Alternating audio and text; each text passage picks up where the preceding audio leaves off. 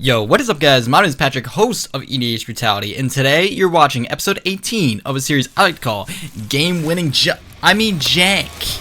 You're watching Game-Winning Jank.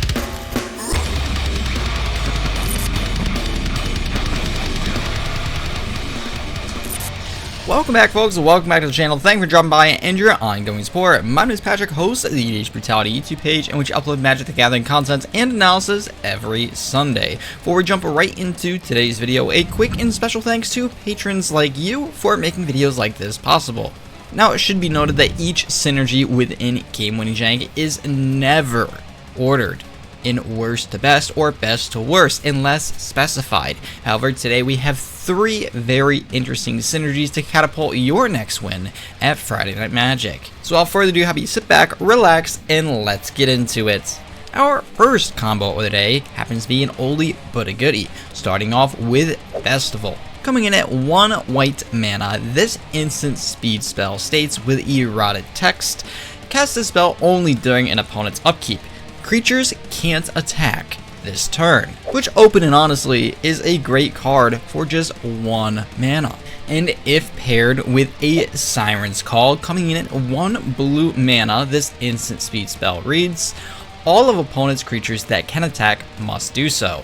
Any non-wall creatures that cannot attack are destroyed at end of turn.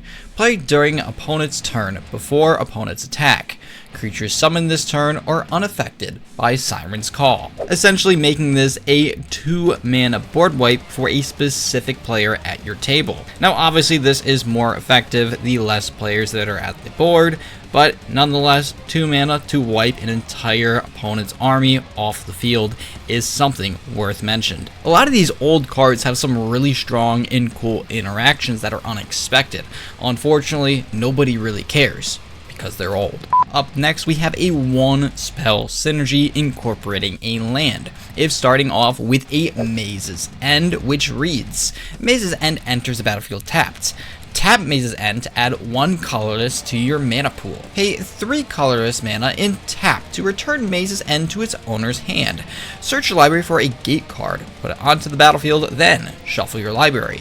If you control 10 or more gates with different names, you win the game, which is absolutely phenomenal because 1, it's a land, so it really can't be countered unless you have a hyper specific card or someone's playing land destruction. But even so, if they are, you can always pay the 3 mana in response to simply return it to your hand, tutor up a gate card, and then try to trigger its win condition. Now if playing a piece like Maze's End, the best card I can see paired with this happens to be a Reshape the Earth. Coming in at 6 colors and 3 green mana, this sorcery speed spell reads, search your library for up to 10 land cards, put them onto the battlefield tapped, then shuffle your library, which is a really neat interaction because as a matter of fact, we can do this prior to even playing our Maze's End. Or of course, if you want people to see this play coming from a mile away, already have Maze's End on board, but I don't see the merits in doing so. But why?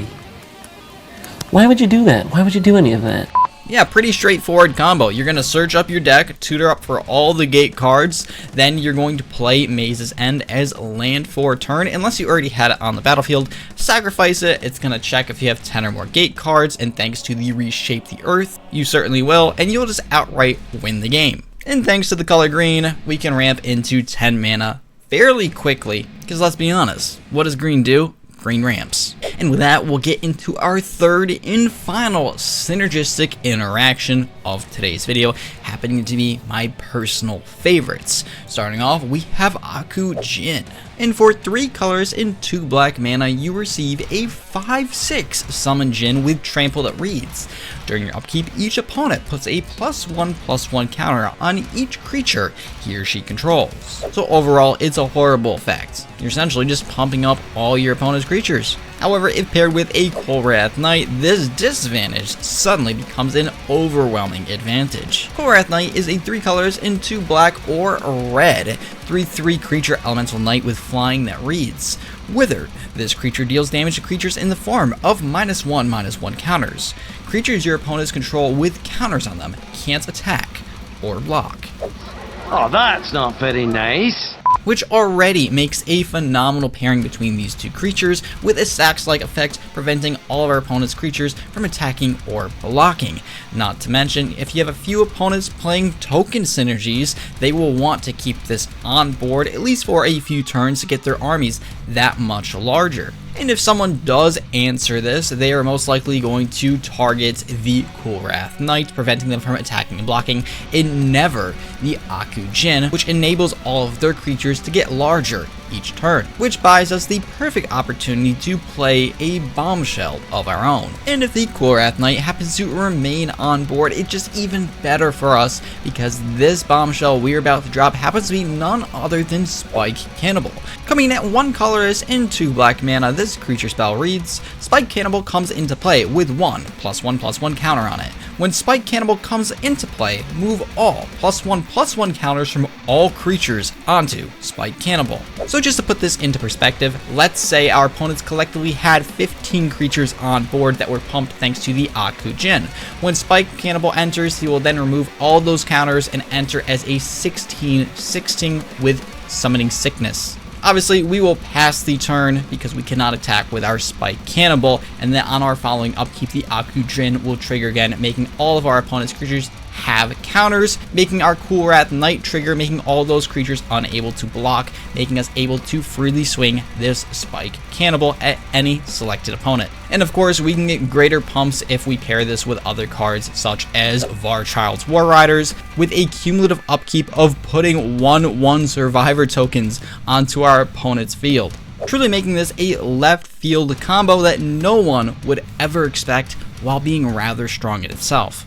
But that's gonna do it for today's list. If you like today's includes, make sure to drop a sub and even leave a comment down in the comment section below. I as well am getting into YouTube Shorts, which I'm still trying to figure out a schedule for, but I'm rather excited for the future of this channel. But yeah, that's it for me, folks. I know it's been quite some time since our last episode of Game Winning Jank, but obviously quality over quantity. With that out of the way, if you want to stay tuned for future videos here on the channel, make sure you like, subscribe, and hit the bell down in the bottom right-hand corner of your screen. So that being said, my name is Patrick, host of EDH Brutality. I thank you for watching, hope you enjoyed, and I'll see you in the next video.